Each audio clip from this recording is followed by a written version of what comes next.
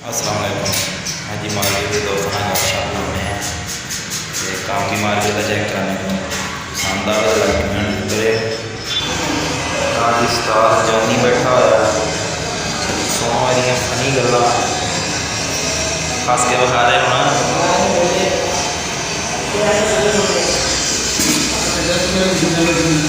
इतने दो जने लगे हुए यार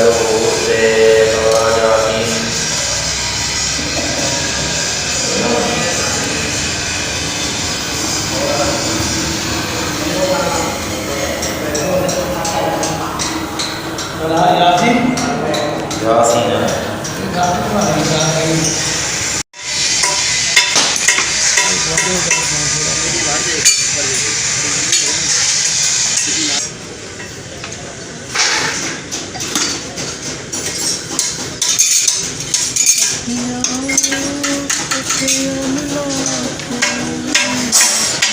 साडा चाल है जी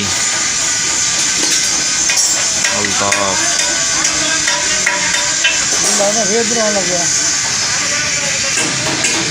जी ट्रैक्टर का स्टेयरिंग बक्से का काम हो रहा उस्ताद गफूर फीड का काम भी हो रहा और डाले वाली वर्कशॉप डाले डूले सैट होंगे इतने इलैक्ट्रीशियन का काम होंगे उस्ताद बग्गू आ थ्रैशर का माल कटते पे है